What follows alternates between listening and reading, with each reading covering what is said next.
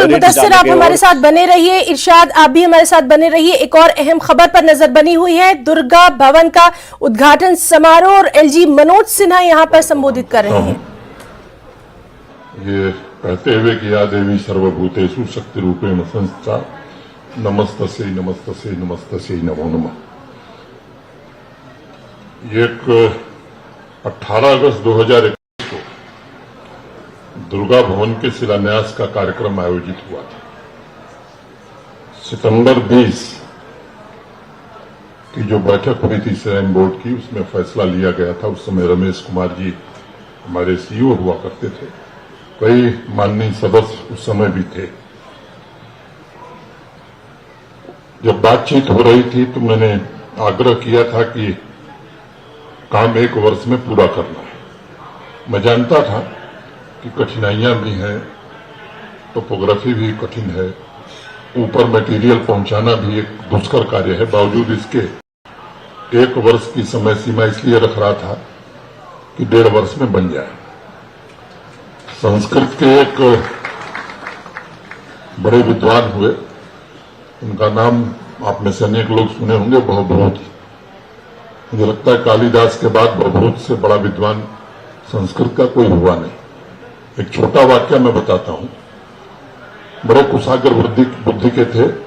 बचपन में जब पढ़ते थे तो अपनी कक्षा और अपने विद्यालय में नहीं, पूरे क्षेत्र में उनका बड़ा नाम था।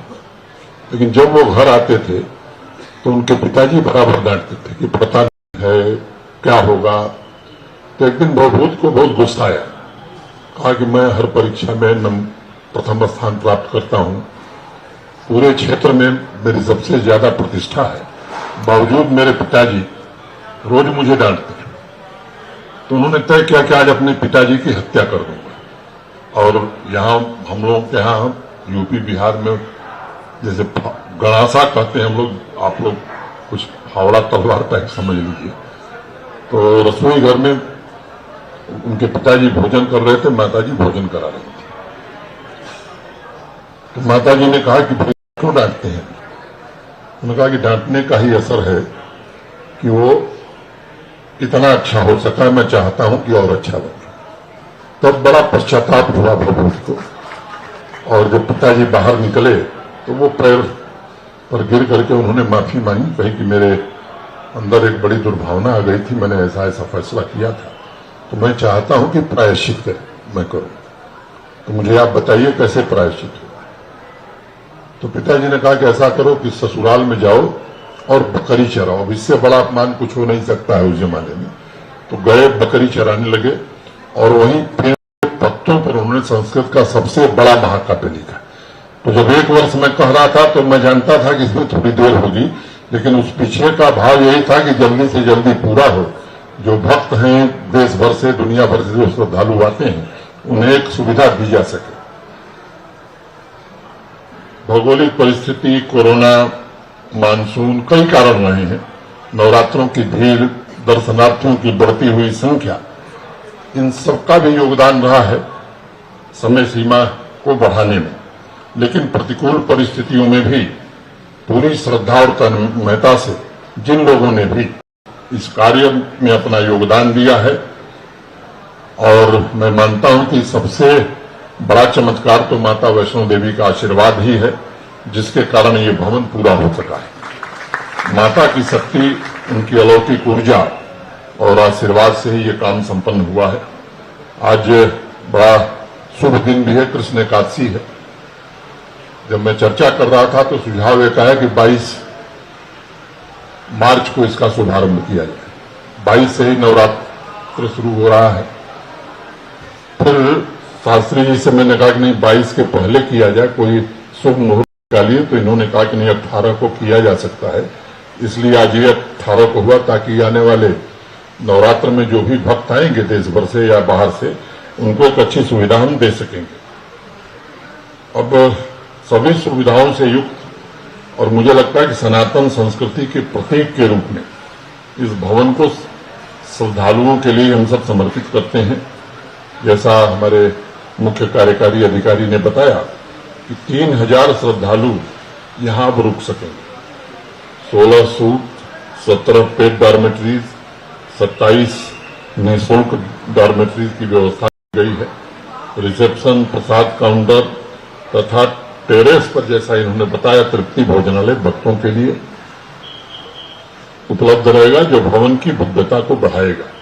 अब एक अनुरोध मेरा होगा, श्राइन बोर्ड में जितने भी हमारे सहयोगी हैं, उनकी मेहनत और उनके परिश्रम से ही यात्रा हम सफलतापूर्वक कर पा रहे हैं। उन सब लोगों को मैं प्रणाम करता हूं। अब भोजनालय हमारा देश का सबसे अच्छा भोजनालय बने, जो आवे वो यह महसूस करके जाए कि नहीं, सबसे शुद्ध और अच्छा भोजनालय यहां चल रहा है। जो सुविधाएं हमारी हों, किसी कम न हो, ये मेरा आग्रह होगा। अपने सभी श्राइन बोर्ड के जो भी हमारे सहयोगी हैं, जो काम कर रहे हैं, ये आपकी परीक्षा की घड़ी है और मेरी प्रार्थना होगी आप सबसे, ये आप इसको ये मान करके करिए कि भगवती का काम है और इसका पुण्य और प्रसाद आपको और आपकी आने वाली पीढ़ियों को मिलने वाला है। इस भाव से, इस सेवा भाव से इस काम को हमें करना है। तीर्थ यात्रा निश्चित रूप से सुगम होगी। अनंत आध्यात्मिक ऊर्जा से सराबोर त्रिकुटा पहाड़ी पर माता के भक्तों के लिए पिछले कुछ वर्षों में अनेक सुविधाएं जुटाने की कोशिश की गई है। मैं इन सुविधाओं को मात्र इंफ्रास्ट्रक्चर डेवलपमेंट नहीं मानता हूं।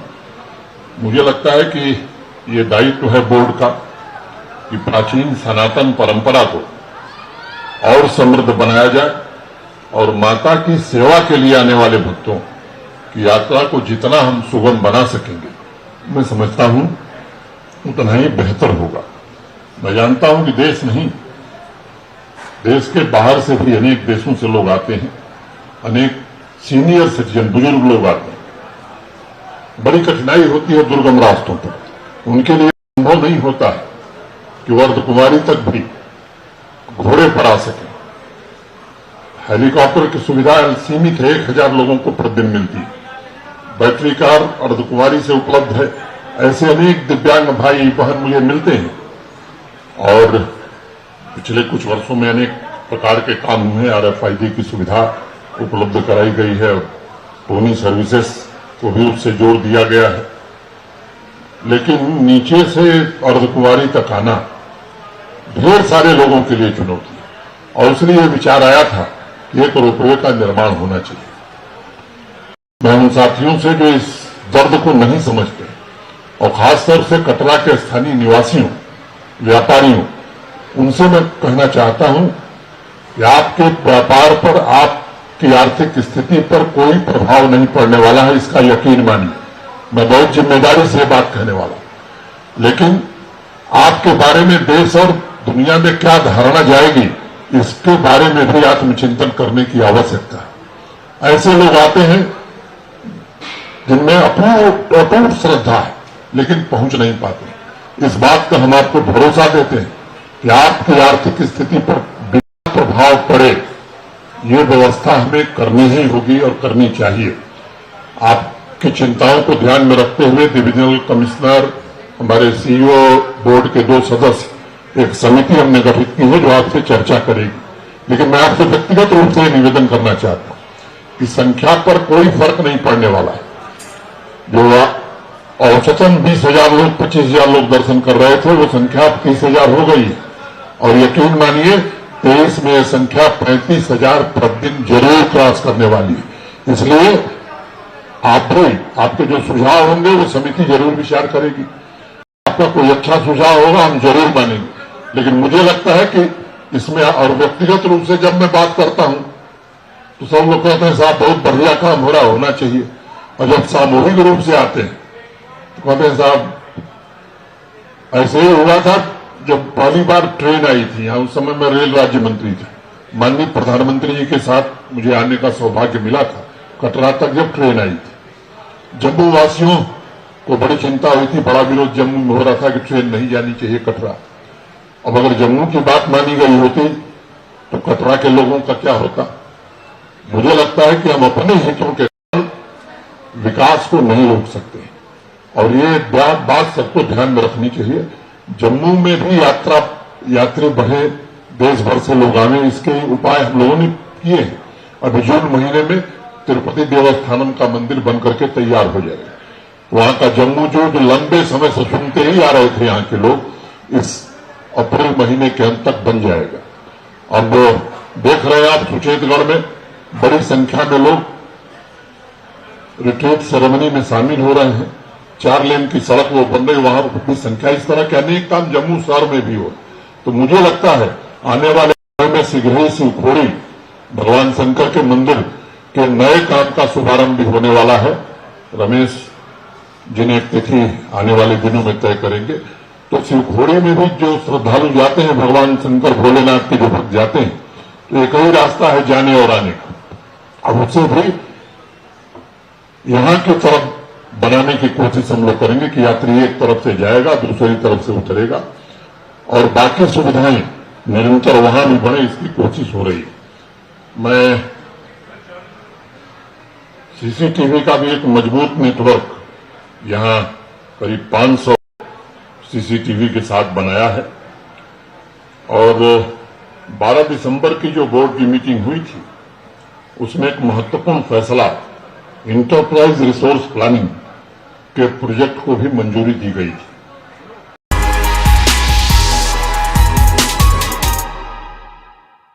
पता है, I was a bright student.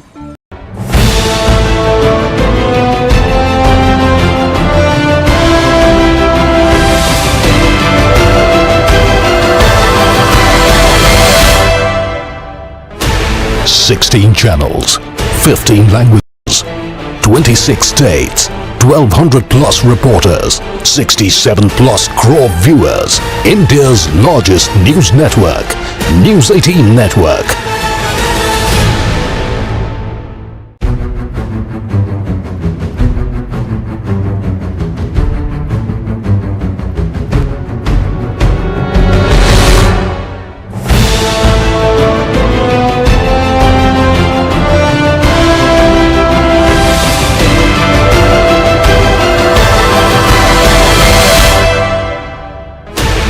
$16 channels, 15 languages, 26 states, 1,200 plus reporters, 67 plus crore viewers. India's largest news network, News 18 Network.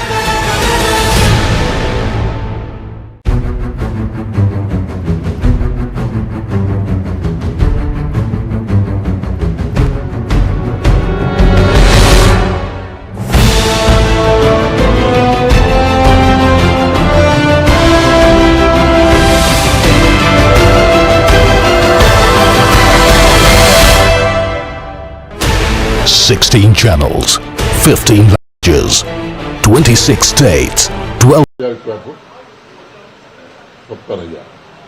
अब वो जगह हमारे पास उपलब्ध है। मैं आप सबसे एक बार फिर निवेदन करना चाहता हूं कि जिस उत्साह से दुर्गा भवन आपने बनवाया, यहां भी 20,000 स्क्वायर फुट का निर्माण कार्य आने वाले समय में हम सब शुरू करें और इसे 24 के शारदीय चैत्र नवरात्र के पहले पूरा करके आप लोगों को फिर से माता के दरबार में बुलाने का निमंत्रण हमारे सीओ दे सकें, ये मैं आपसे निवेदन करना चाहता हूं। मैं आध्यात्मिक चेतना के इस केंद्र को और भव्यता मिले, इसकी भी कोशिश की जा रही है। शंकराचार्य मंदिर के पुनर्निर्माण का प्रस्ताव बोर्ड ने स्वीकृत किया है। पिछले दिनों हमारे अमरनाथ श्राइन बोर्ड के सदस्य और यहाँ के तकनीकी सलाहकार आदरणीय के.एन. राय साहब और आर्किटेक्ट महोदय आए थे। भक्ति मार्ग के साथियों के लिए आस्था और संस्कृति के नए द्वार खुले, इसके लिए शंकराचार्य मंदिर का बनना बड़ा जरूरी है। पिछले 3 वर्षों में मैं कहूं कि जम्मू कश्मीर, पूरे जम्मू कश्मीर में विकास का एक महायज्ञ चल रहा है। रिकॉर्ड संख्या में तीर्थयात्री भी आ रहे हैं, रिकॉर्ड संख्या में पर्यटक भी आ रहे हैं।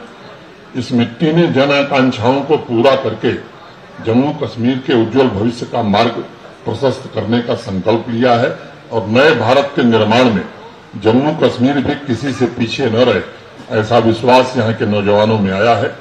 आज विकास और विरासत के सामंजस्य के साथ साथ ऐसे कार्यों को अंजाम देने की कोशिश हो रही है जिसकी कभी लोग कल्पना नहीं करते।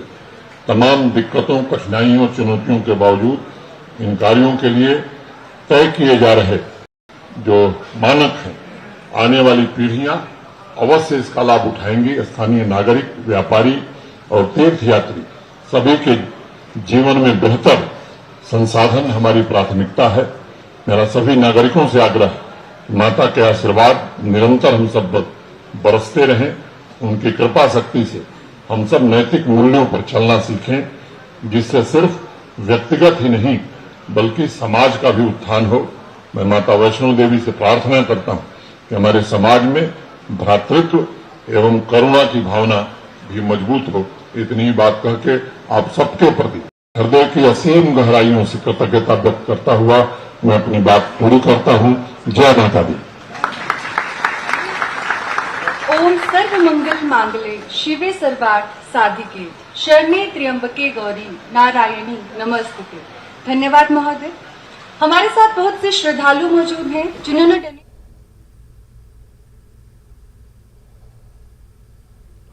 तो दुर्गा भवन का उद्घाटन किया। कटरा में माता वैष्णो देवी मंदिर के पास इस दुर्गा भवन का निर्माण किया गया है। 30 करोड़ से ज़्यादा की लागत से ये भवन बनाया गया है। खासतौर पर जो श्रद्धालु हैं, तीर्थयात्री हैं, उनके लिए बेहतर सुविधाएं यहाँ उपलब्ध करवाई जाएंगी और दुर्गा भवन में प्रतिदिन 4000 से ज़्यादा तीर्थयात्रियों के लिए हर तरह की सुविधा जो है यहाँ पर उपलब्ध करवाई जाएगी।